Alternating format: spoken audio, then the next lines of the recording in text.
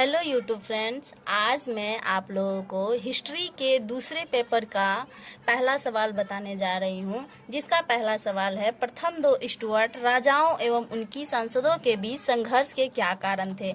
इसे हम दूसरी भाषा में भी लिखा जा सकता है और हो सके तो सवाल वहां पर यूनिवर्सिटी में ऐसा पूछा भी जा सकता है आप लोगों के एग्जाम में।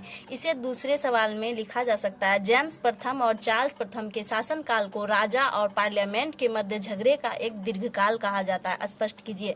ये दूसरी भाषा में इसे हम लिख सकते हैं। और इनका जो हम थोड़ा सा अब आंसर पे चलते हैं। ये क्वेश्चन था आपका, अब हम इसके आंसर पे चलते हैं। तो इसका आंसर होगा जैसे उस समय राजा जो थे वो कैसे होते थे। तो उस समय राजा जो होते थे बहुत ज्यादा शक्तिशाली हुआ करते थे। जिस समय की ये बातें हो रही है उस समय जो होते थे ये स्टुअर्ट राजाओं जो होते थे ये बहुत ज्यादा शक्तिशाली होते थे और विदेशी आक्रमण के भय और आंतरिक विद्रोह के कारण राजा जो है वह बहुत अधिक शक्ति को प्राप्त कर लेते थे और राजा ही कानून को बनाता भी था और वह कानून को स्थगित भी करता था और किसी को भी बिना जाने बुझे वह कैद में भी डालता था और उसे दंड भी देता था और वाणिज्य और व्यापार में भी वह राज्य में हस्तक्षेप करता था।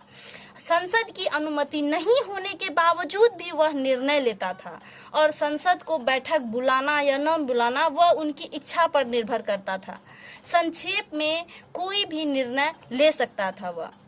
और राजा जो होता था वह उसमें बहुत ज्यादा निरंकुश होता था।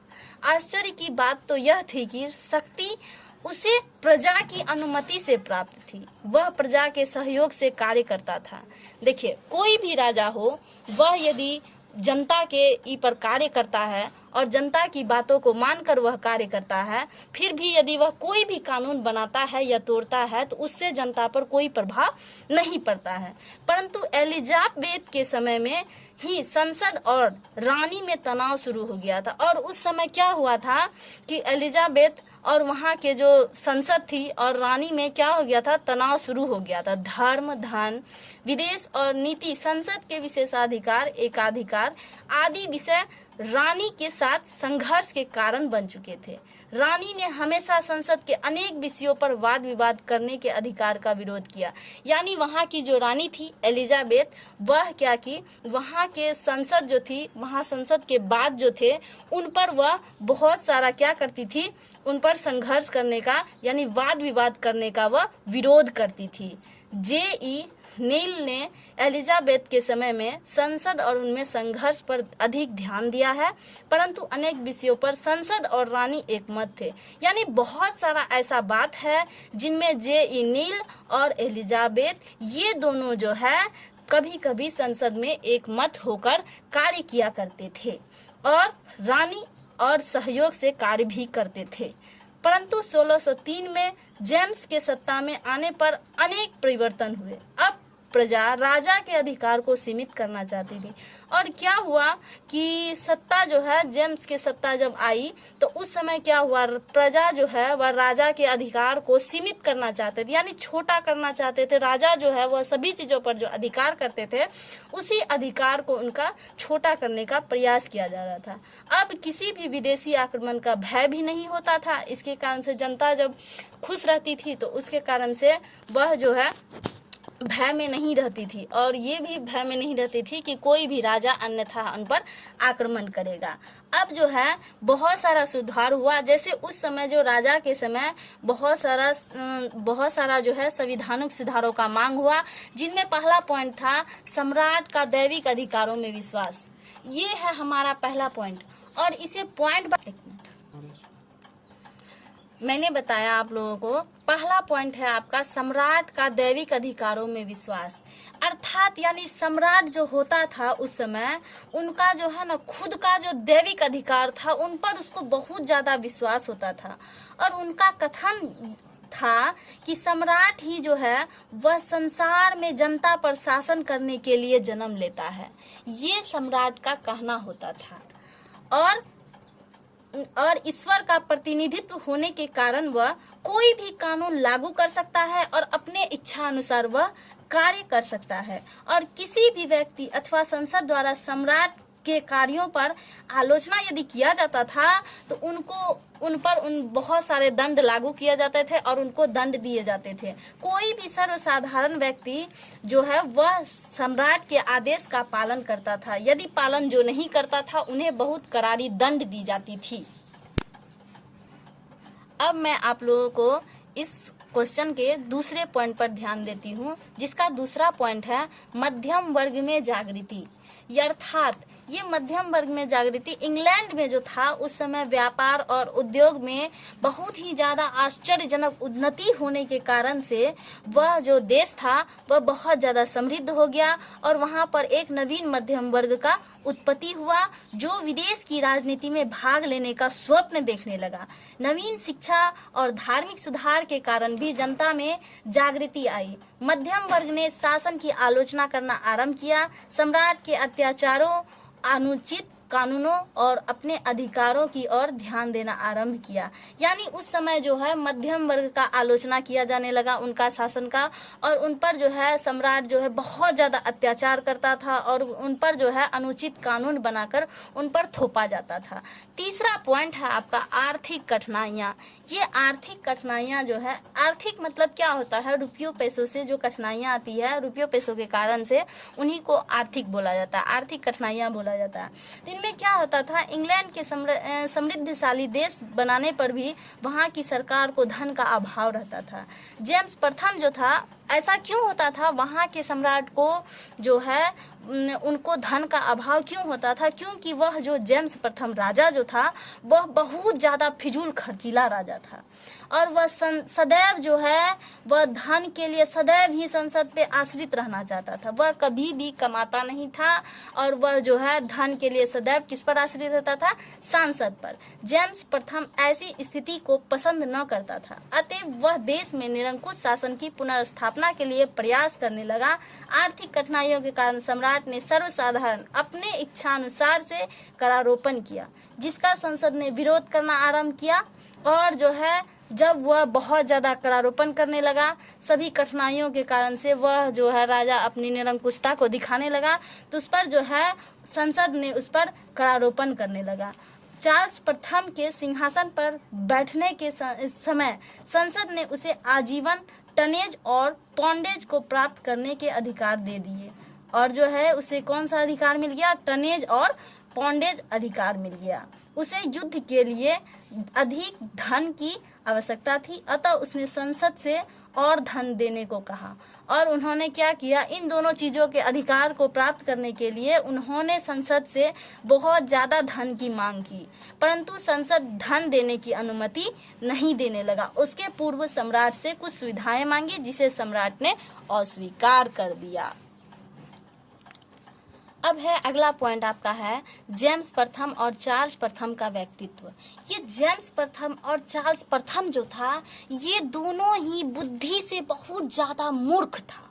इतना मूर्ख था कि वह सांसद का जितना भी कार्यभार होता था वह उनमें इतना संघर्ष पैदा कर देता था कि उनका आचरण भी सांसद को ये चीज़ पसंद नहीं आता था और वह जो है इंग्लैंड के जनसाधारण हृदयों पर विजय भी प्राप्त नहीं कर सका। वह जो है मूर्ख होने के कारण से वह इंग्लैंड के जो है जनता जो थी उन पर वह अपना अधिकार नहीं जमा पाया मूर्ख होने के कारण से, और वह अपने जो स्वभाव से था उससे भी वह बहुत ज़्यादा जिद्दी स्वभाव का था, इसलिए वह जो है वहाँ के शासन को नहीं संभाल पाया। और वह जो था स्कॉटलैंड का निवासी भी था, वह जो था कहाँ का निवासी था, स्कॉटलैंड का निवासी था, और वह जो था एक सर्वसाधारण व्यक्ति के ई को नहीं समझ पाया। वह जो सर्वसाधारण घर के व्यक्ति होते हैं, जो जनता होती है, जनता में सभी एक के नहीं होते हैं, सभी अच्छे अच्छे परिवार के नहीं होते हैं, कुछ निर्बल परिवार के भी होते हैं, तो वह जो है सर्वसाधारण के स्वभाव को समझने में असमर्थ हो गया। और अगला पॉइंट है आपका धार्मिक नीति। क्या है अगला पॉइंट, धार्मिक नीति। वह जो है जब वह जेम्स प्रथम सिंहासन पर बैठा तब इंग्लैंड में एंग्लिकन चर्च, प्यूरिटन धर्म और रोमन कैथोलिक 3 धर्म प्रचलित था उस समय। कहाँ पर, इंग्लैंड में। इंग्लैंड में जो था चर्च, प्यूरिटन और रोमन कैथोलिक, ये 3 धर्म वहाँ पर बहुत ज़्यादा प्रचलित थी। जेम्स प्रथम एंग्लिकन चर्च का अनुयायी था। ये जो जेम्स प्रथम था और ये जो था यह किस धर्म से बिलोंग करता था? चर्च धर्म का अनुयायी था। रोमन कैथोलिक धर्म के मतावलंबी उसकी धार्मिक नीति से दुखी होकर विरोध करने लगे, और जो है एक अलग धर्म के अनुयायी जो थे, जो रोमन धर्म के थे, तो वह इनके मतावलंबी से जो है वह उनसे क्या करने लगे, वह उनके धार्मिक नीति से वह दुखी हो गए। और प्रगतिशील लोगों को आशा थी कि जेम्स प्रथम उनका समर्थन करेगा, पर ऐसा नहीं हो सका। और जो है जो जनताएं थी रोमन कैथोलिक का जो थी, तो वह राजा से यह आशा करती थी कि वह उनके धर्म को अपना धर्म मानकर और उनमें सहयोगी करेंगे और उनको समर्थन देंगे, लेकिन ऐसा नहीं हो पाया। उसकी माता मेरी स्टुअर्ट कैथोलिक धर्म की कट्टर अनुयायी थी, और जो है राजा जो थे जेम्स प्रथम जो थे, इनकी माता जो थी तो वह मेरी थी, उनकी माता मेरी स्टुअर्ट जो थी तो वह कैथोलिक धर्म की जो थी कट्टर अनुयायी थी। और जेम्स प्रथम प्रेस्बिटेरियन धर्म का भी विरोधी था, और इनकी माता और जेम्स प्रथम जो था वह विक्टोरियन धर्म का क्या था? विरोधी था। इसका कारण यह था कि इस धर्म के अनुयायी प्रजातंत्र के समर्थक होते थे, इसलिए ये सब इन धर्म के विरोधी थे। अब है अयोग्य और बुद्धिहीन राजनीतिक। ये अयोग्य और बुद्धिहीन राजनीतिक जो होता है, इनमें क्या होता था? स्टुअर्ट सम्राट जो होता था तो वह न ही योग्य राजनीतिक था, और राजनीतिक नहीं होने के कारण वह बुद्धिहीन भी था, और उनमें राजनीतिक गुण भी नहीं था, और न उनमें बुद्धि थी। उनमें धार्मिक प्रश्न पर जनता पर अनेक अमानवीय अत्याचार किए। धार्मिक प्रश्न जो होता है, तो जैसे धर्म को लेकर बहुत सारे लोग जो हैं वह ईसाई धर्म को ग्रहण करते हैं, कुछ जो है मुस्लिम धर्म को ग्रहण करते हैं। इस प्रकार से ये धर्म के कारण जो है वह जो है जनता पर बहुत ही अमानुषिक अत्याचार करते थे, और वे अंग्रेज जाति और संसद के विचारों को समझने में समर्थ न हो सके, अतः जनता उसे घृणा करने लगी और उन्हें शासन से भी पृथक होना पड़ा। अब है निर्बल विदेश नीति। ये निर्बल विदेश नीति जो है, तो वहां पर क्या होता था? जेम्स प्रथम ने सदैव ही स्पेन से मैत्री संबंध स्थापित करने के प्रयास किए। ये जेम्स जो है वह हमेशा ही चाहता था कि हम मित्र का संबंध स्थापित करें स्पेन के साथ। किसके साथ? स्पेन के साथ। वह स्पेन के साथ हमेशा ही मैत्री संबंध को स्थापित करना चाहता था। 1604 में, कब? 1604 में। 1604 में स्पेन से एक संधि की। किसने? वहाँ के राजा जेम्स प्रथम ने। और वहाँ पर क्या हुआ? जनता और दरबार के सदस्यों का मत था कि इंग्लैंड के शासन स्पेन के सामने नतमस्तक हो सके। वस्तुतः स्टुअर्ट राजाओं ने अपने विदेशी नीति का निर्माण अपने व्यक्तिगत लाभ की पूर्ति के लिए किया। अब है आपका अगला पॉइंट नंबर 8, मंत्रिमंडल पर नियंत्रण करने का प्रयास। ये है आपका अगला पॉइंट। क्या? मंत्रिमंडल पर नियंत्रण करने का प्रयास। इसके अंतर्गत क्या था? इस काल में, यानी उस समय जो है, जिस समय मंत्रिमंडल बना था, उस समय मंत्रिमंडल पर सम्राट का नियंत्रण होता था।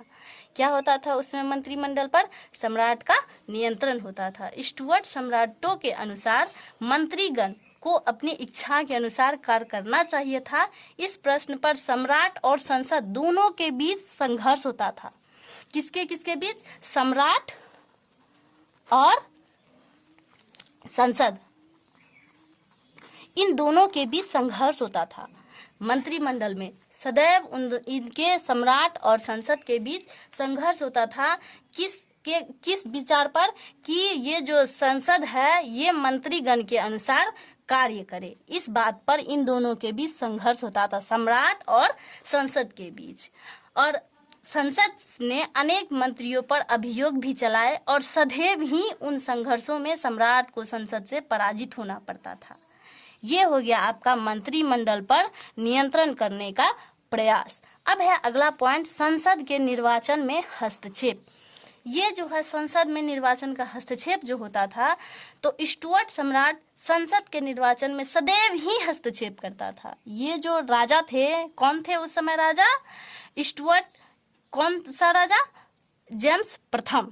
ये जो थे ये संसद का निर्वाचन में हमेशा हस्तक्षेप करना चाहते थे। वे जनता द्वारा निर्वाचित सदस्यों के स्थान पर अपने समर्थक सदस्यों को मनोनीत करना चाहते थे। वह हमेशा चाहते थे कि वह निर्वाचित सदस्य के स्थान पर वह जो है खुद से अपने समर्थक सदस्यों को चुने, वो ऐसा चाहते थे। और इस अनुचित हस्तक्षेप को रोकने के लिए संसद ने अधिनियम का शर्त रखा। और जब ये राजा जो है जब निर्वाचन नहीं करने देने लगे तो तब उन पर बहुत सारा संसद ने कुछ अधिनियम बनाए। क्या बनाए? अधिनियम बनाए जिसके अंतर्गत सम्राट को हस्तक्षेप करने से रोक लगाया गया। ये था संसद के निर्वाचन में हस्तक्षेप। अब हाँ, अब है आपका अगला पॉइंट, विदेशी आक्रमण। विदेशी आक्रमण में क्या होता था कि स्टुअर्ट वंश के शासन के पूर्व इंग्लैंड पर बहुत सारा विदेशी आक्रमण होता था। यानी जब जेम्स प्रथम जो राजा थे उससे पूर्व में इंग्लैंड पर बहुत ज़्यादा जो विदेशी आक्रमण होता था। और इसलिए जो साधारण जनता होता था, कौन सा जनता? साधारण, वहाँ की साधारण जो जनताएं होती थी वह जो है अपने अधिकार की रक्षा करने के लिए वह हमेशा जीवन और संपत्ति की रक्षा के लिए सम्राट की सहायता करना उपयुक्त मानते थे। और स्टुअर्ट राजा के काल में देश में सर्वत्र सुख शांति और विदेशी आक्रमण का कोई भय नहीं होता था। यानी जो राजा होते थे जिस समय स्टुअर्ट राजा का शासन काल था उसमें जो है जनता जो है उस समय सुखी और शांति से रहती थी और उस समय जो है विदेशी आक्रमण का कोई भय नहीं होता था। अतः जनता के सांसद के नेतृत्व में अपने अधिकारों को प्राप्त करने के लिए वे ललायित होते थे। अब है आपका अगला पॉइंट, स्टुअर्ट न्यायालय। क्या?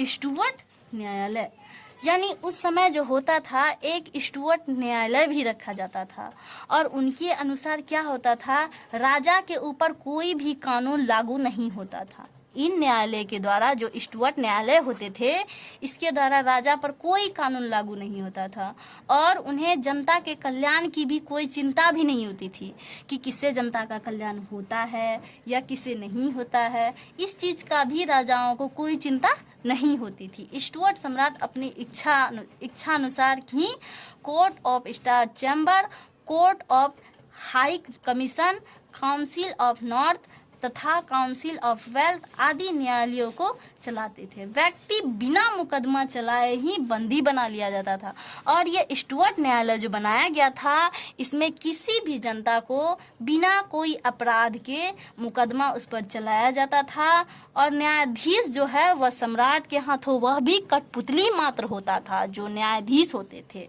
वह, और निष्पक्ष न्याय प्राप्त होना असंभव था क्योंकि वह राजा के अधीन होता था। जो न्यायाधीश होते थे, न्यायालय के न्यायाधीश जो होते थे तो वह राजा के अधीन होते थे, इसलिए वह कठपुतली की तरह नाचते थे। जो राजा कहता था उसी बात को वह मानते थे और उनको समाप्त करना चाहती थी और इन प्रकार सम्राट और संसद के मध्य संघर्ष प्रारंभ हो गया। अंत में संसद को बंदी प्रत्यक्षीकरण अधिनियम पारित करने में सफलता मिली। अब है प्यूरिटनों का बहुमत। ये है आपका अगला पॉइंट। क्या? प्यूरिटनों का महत्व। इनमें क्या होता था, स्टुअर्ट सम्राट जो था तो वह हम पहले भी बताया कि वह जो था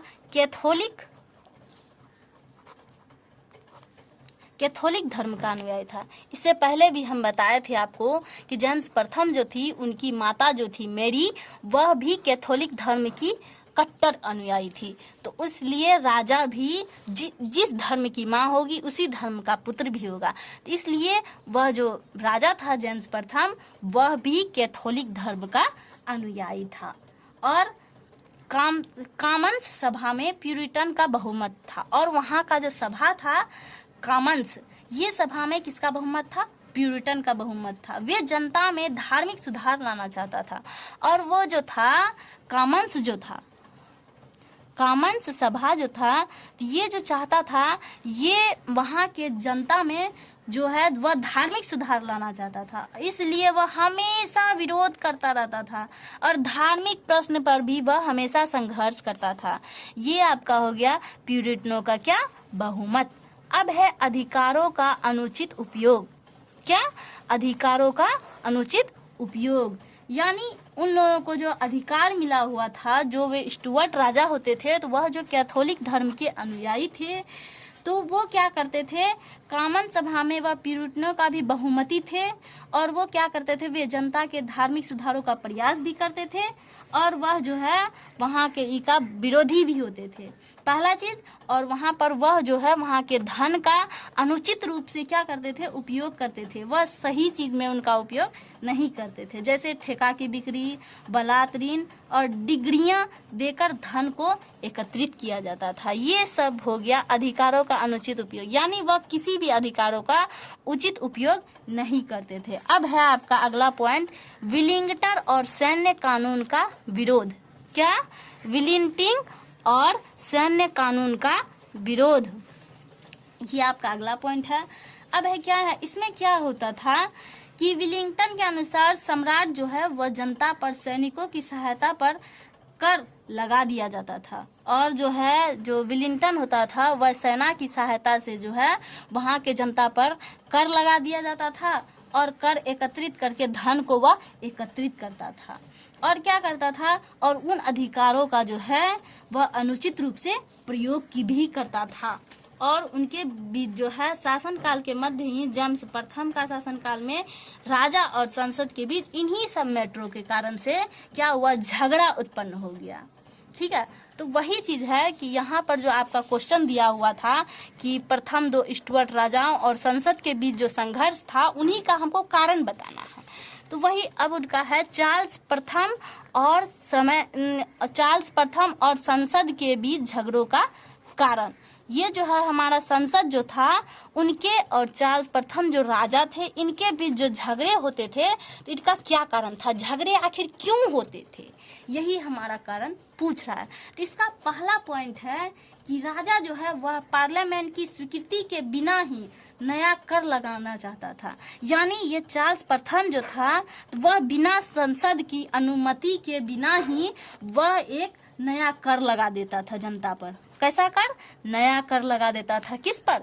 जनता पर, जिसके कारण से पार्लियामेंट जो है इस कर का क्या होते थे, विरोधी होते थे। ये आपका पहला पॉइंट हो गया। तो पहला पॉइंट हम आपको क्या बताया कि राजा जो होता था वह पार्लियामेंट की स्वीकृति के बिना ही नया कर लगा देता था, जिसके कारण से पार्लियामेंट जो है वह इस कर का क्या हो जाती थी, विरोधी हो जाती थी। अब है आपका दूसरा पॉइंट है आपका कि अपराध साबित नहीं होने पर भी राजा अनंत काल तक किसी भी व्यक्ति को जेल में बंद कर देता था। आपको तो ये पता होगा कि बिना किसी व्यक्ति को विरोधी माने किसी भी व्यक्ति को जेल में बंद नहीं किया जाना चाहिए, लेकिन ये राजा, अभी मैंने आप लोगों को दूसरा पॉइंट बताया कि विरोधी राजा होते थे, और तीसरा पॉइंट इसका क्या था कि ये राजा और पार्लियामेंट जो था, इनके बीच संघर्ष का एक मुख्य कारण धर्म भी था। धर्म के कारण क्या होता था कि जब कोई भी इन लोगों की यानी जनता के विरुद्ध कोई भी जो उनके बिना इच्छा के विरुद्ध उन पर जो नया धर्म लादने का प्रयास जो किया जा रहा था, तो इससे पार्लियामेंट जो होता था वह बहुत ज्यादा दुखी हो जाते थे। इस कारण से भी पार्लियामेंट और चार्ल्स प्रथम के बीच जो है वह झगड़े उत्पन्न हो रहे थे। अब चौथा पॉइंट है क्या कि यानी सलाहकार जो होते थे, चार्ल्स प्रथम का सलाहकार और मंत्रिमंडल जो होते थे, मंत्री लॉर्ड जो होते थे, ये दोनों में बटवट दोनों जनता की नजर में अयोग्य और अप्रिय थे। कौन? राजा का सलाहकार और मंत्री लॉर्ड, ये दोनों जो होते थे ये जनता की नजर में पूरी तरह से अयोग्य थे और अप्रिय थे, और चार्ल्स के सहायकों की नीति का विरोध के कारण से पार्लियामेंट अपना कर्तव्य समझती थी। ये आपका चौथा पॉइंट हो गया। अब है पांचवा पॉइंट, क्या है आपका? ये पांचवा पॉइंट क्या था कि चार्ल्स प्रथम का जो विदेशिक नीति था वह बहुत ही ज्यादा असफल रहता था, और वहाँ का जो चार्ल्स की पत्नी जो थी हेनरिटा मौर्या, ये हेनरिटा मेरिया, ये जो थी ये फ्रांस की राजकुमारी थी। कहाँ की? फ्रांस की। फ्रांस की। ये फ्रांस की राजकुमारी थी। वह जो कैथोलिक धर्म की रक्षा करने के उद्देश्य से विदेशी शक्तियों के साथ गुप्त संबंध बन रखती थी। यानी जो है यह हमेशा कैथोलिक धर्म की रक्षा करती थी। कैथोलिक धर्म की रक्षा के लिए या यह क्या करती थी? विदेशी शक्ति के साथ गुप्त संबंध बनाती थी। और इंग्लैंड की पार्लियामेंट कैथोलिक के प्रति बिल्कुल भी सहनशील नहीं था। वह यह इस चीज को बर्दाश्त नहीं कर सकते थे कि कोई भी कैथोलिक धर्म के प्रति सहनशील हो, इसलिए वह हमेशा इसका विरोध करती थी। इसलिए इन दोनों के बीच चार्ल्स प्रथम और जो है उस समय जो संसद थी उनके बीच हमेशा झगड़े होते रहते थे।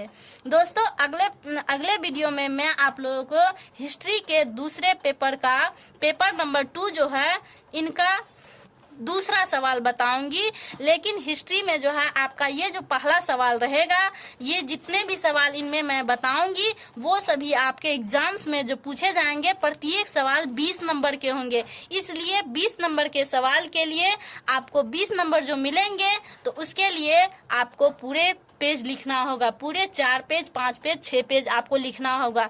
इसमें यदि आप नहीं लिखते हैं तो आपको मार्क्स नहीं मिल सकते हैं। इसलिए ये जो सवाल जो होगा आपका जितने भी आंसर मैं बताऊंगी तो वो थोड़े आपके लॉन्ग होंगे और उनके जवाब आपको देने होंगे, तभी आपको जो है आप बीए में आप पास कर सकिएगा।